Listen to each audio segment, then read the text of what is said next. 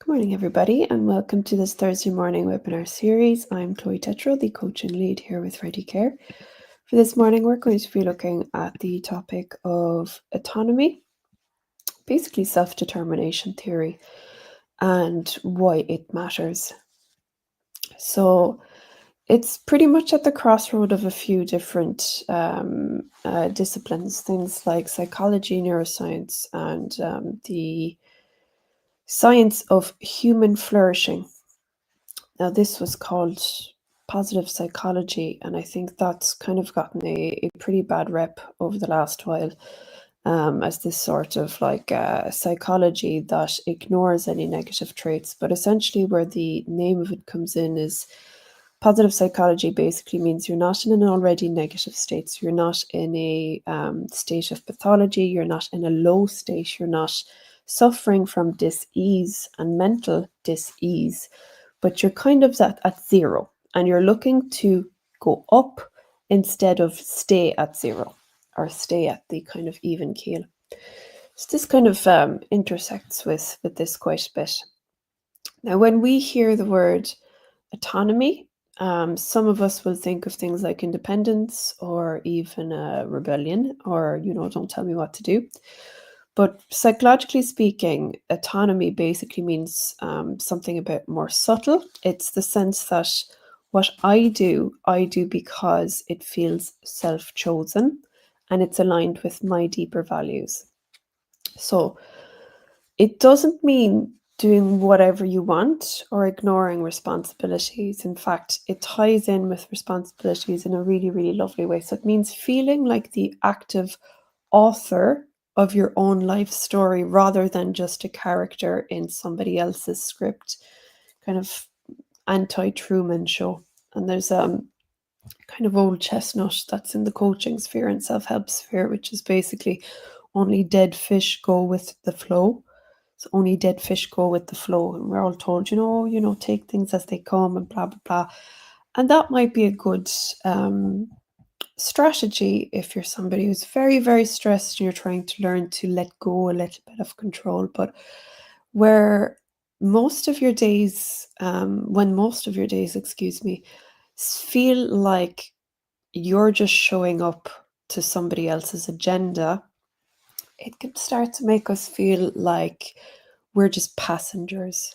And I think we've all felt that at one stage in our lives, where we felt like we're passengers and somebody else driving the car. And the big difference with somebody who feels in control and like their actions matter and like they have a sense that what they choose to align with their intentions and their days and their behaviors have an outcome, places them back in a seat of power. And the big difference there is that sense of autonomy, because people thrive when they experience autonomy. So they're more motivated because, of course, what I do matters. Not I'm just, this creature on a ship at sea being pushed from side to side based on the currents and climates and weather of that day. People are more resilient, they're more engaged, of course, and that's in work, in health, and in relationships. So when autonomy then is missing, the opposite will happen, of course. So people feel restricted, they'll feel drained, and they will feel more. The big one is they'll feel quite disconnected from their own life. So we'll have a quick look at all of those. We'll have a look at the science of autonomy and what researchers have found about it, why autonomy is central to human flourishing, and finally some small everyday ways that you can cultivate a little bit more autonomy in your own life. So let's start with the research. In the 80s, psychologists Edward Deci, I'm not entirely sure, and Richard Ryan developed what they called self-determination theory.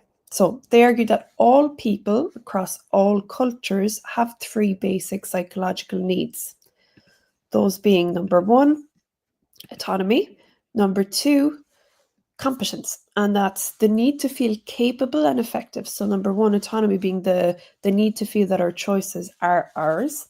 Number 2, competence, that we can actually act on those choices. And number 3, relatedness. So that's the need to feel connected to others. So when these 3 needs are met, people aren't just functioning at base level, but they actually feel better. They flourish. So motivation becomes what's called intrinsic. Right. So there's 2 types of motivation. There's extrinsic motivation that comes from outside. My doctor told me, my boss says, my wife says, etc., etc. So it's like this kind of pressure that comes from the outside world. And then there's intrinsic motivation, meaning we do things because we want to do them, because we feel they're personally meaningful. So it's not coming from a place of pressure or from fear, but it's coming from a choice, which is a huge difference. If you try both of those on, try to feel what that feels like in your body to think, oh, I have to do this, or should really do this because, my boss says so. How does that feel? And trying on instead, I really want to do this because it's personally meaningful to me. So you're doing the same action, but the feeling and the engagement is very, very different somatically and emotionally. So if you're a student or somebody who's working towards a particular qualification, let's say, even at work, and you're studying because you love the subject, you are more likely to persist through challenges, and you're more likely to have a very good attitude going into your study rather than feel like you're being dragged backwards through a field by your hair. So a meta-analysis, and that's a study of a study of over 184 studies, found that autonomy supportive environments predicted better well-being, higher persistence, and stronger performance across the board. So in terms of neuroscience then, an additional layer, 2011 study by Mauricio Delgado and his colleagues found that people who made choices freely, the reward centers in their brain, especially the part called the ventral striatum, lit up more strongly than when the same outcomes were imposed on them. So the same outcomes happened, they still did the task, but those who chose to do the task actually performed better. And if any of you are in management or any of you are in roles where you have any leadership, and I include family roles or anything where you have a little bit of authority over somebody else, you'll notice the difference. If you're looking for a specific outcome, this could be with your kids, this could be with your team, there's a huge difference, or it could be with your own bosses. There's a huge difference between telling somebody what to do and having a conversation where the person comes up with it themselves. You'll see the level of engagement. That's why in coaching, we're told rule number 1 is you don't tell people what to do. People have to come up with their own solutions, because the level of engagement when we're personally attached to our choices is far, far greater. So, autonomy and human flourishing. So, why does it matter so much? You have to excuse my snots. So, let's clarify what we mean by flourishing. In positive psychology, it's not just the absence of stress or disease, it's the presence of plus factors, positive factors, i.e. vitality, meaning, and growth.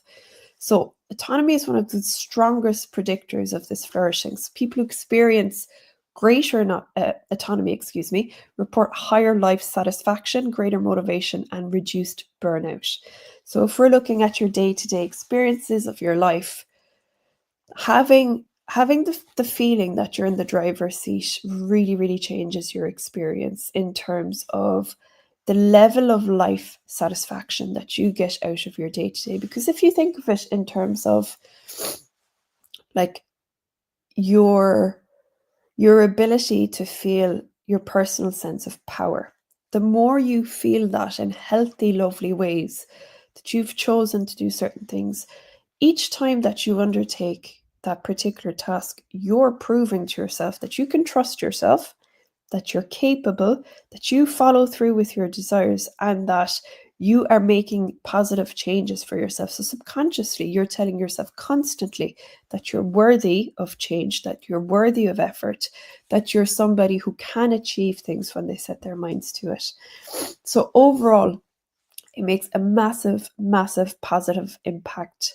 And let's take the subject of relationships. So bring it outside of ourselves a little bit. Some people fear that autonomy will create distance between themselves and their partners, themselves and their friends. But actually, the research shows the opposite where that's concerned. When partners respect each other's autonomy, so they allow the person to be a unit in and of themselves, so they're in relation to each other, but they're their own person. They have their ability to choose, to grow, to express themselves. Relationships become a lot more authentic and intimate. So across the board, it's a really, really great idea to cultivate that sense of personal power, responsibility, autonomy. So when you bring it into the everyday life, what does that actually mean? We bring it back down to earth. How can you cultivate autonomy and that sense of personal responsibility?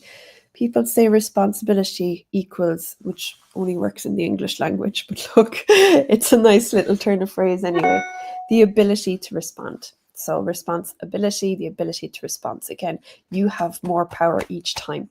You are in the driver's seat, you are in control. And to take that as a gift of being able to showcase and enable that autonomy to come out in little ways every day.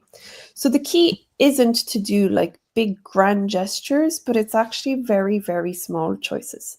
So very subtle shift in your perspective and your practice. And I'll highlight here, particularly if you're trying to make positive lifestyle changes, being able to show yourself that you're able to do very small things because you said that you wanted to do them. Things like, you can practice this. So if you want a cup of coffee, for example, tell yourself, I really want a cup of coffee. I'm going to wait 5 minutes.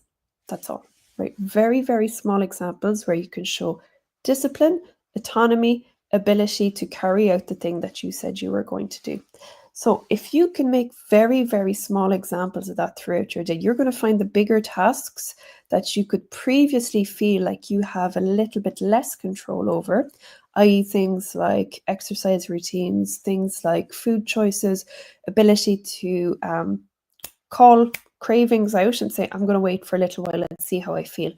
They have huge positive impact when you're seeing very, very small examples of you exerting positive control.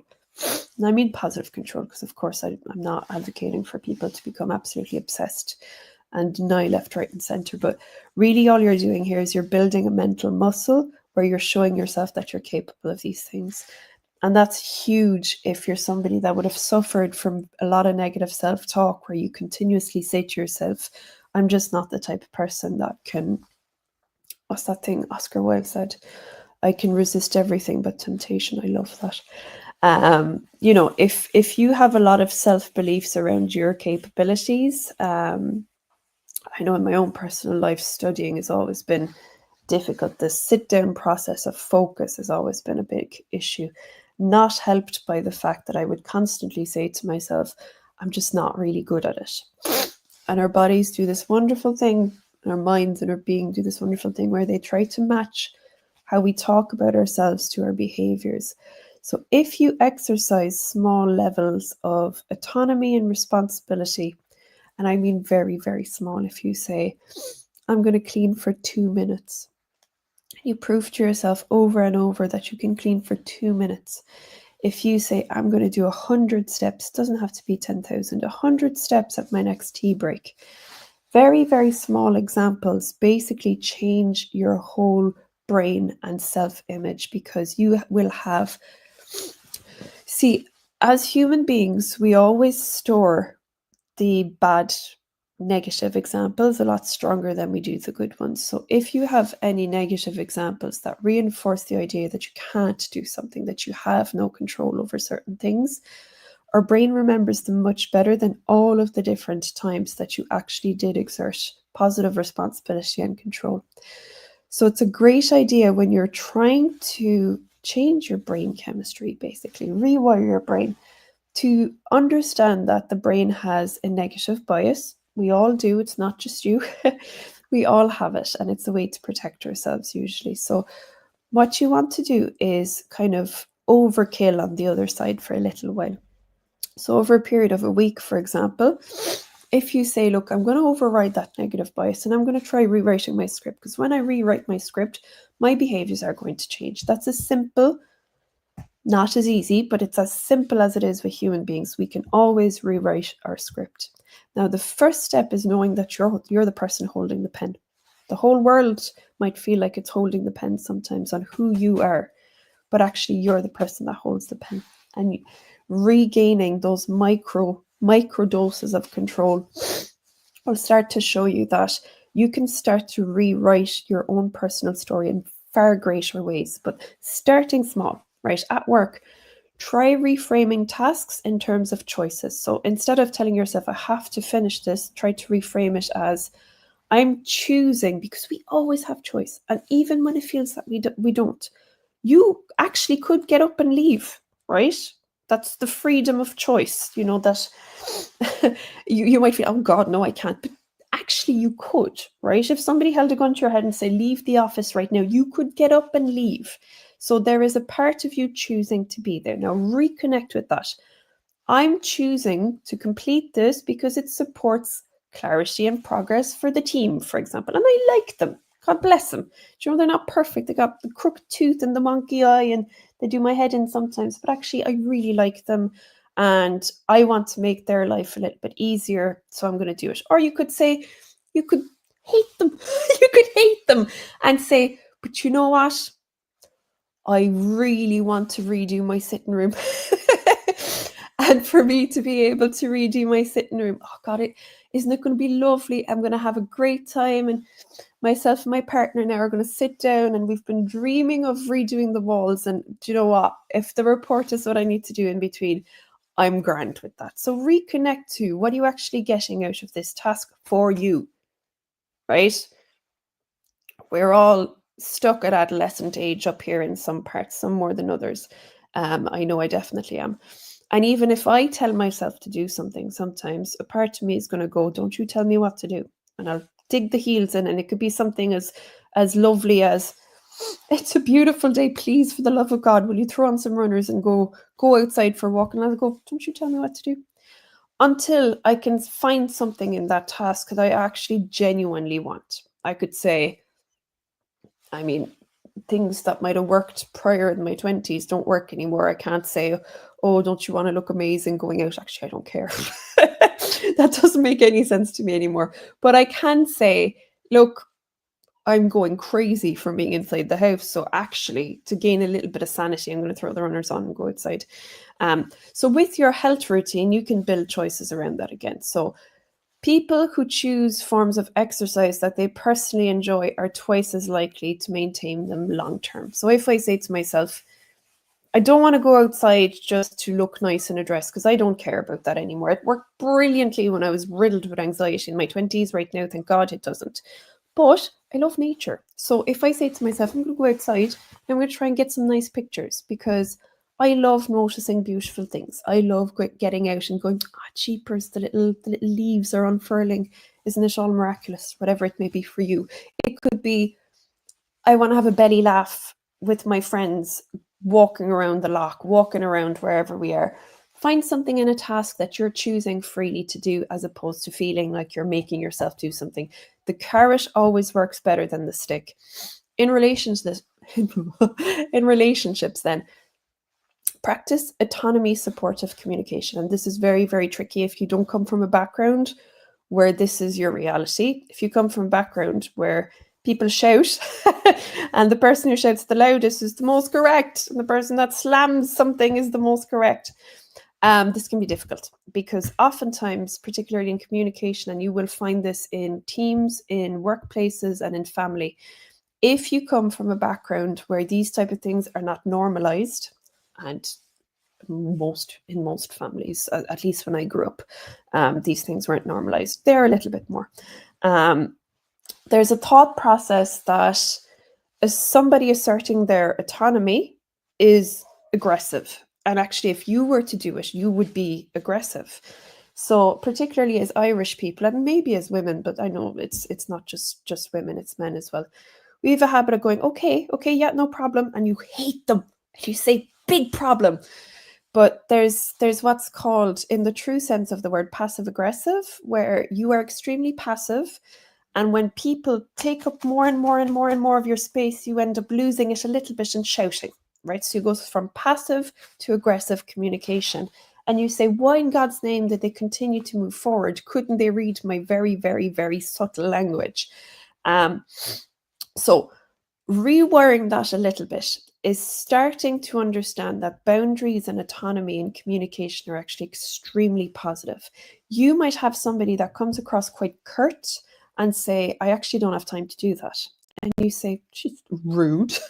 But actually, they're letting you know they're setting a particular boundary, and they're setting their autonomy within a relationship to say, what you're asking of me, I can't provide. Can we have more of a discussion around this? So that means usually listening without immediately directing or fixing, right? So instead of saying, here's what you should do, try what feels manageable for you, or what basically you're trying to get the other person to come up with the solution. So asking lots of questions instead of coming in with your view of how things should be, asking somebody else to give their solution to that answer.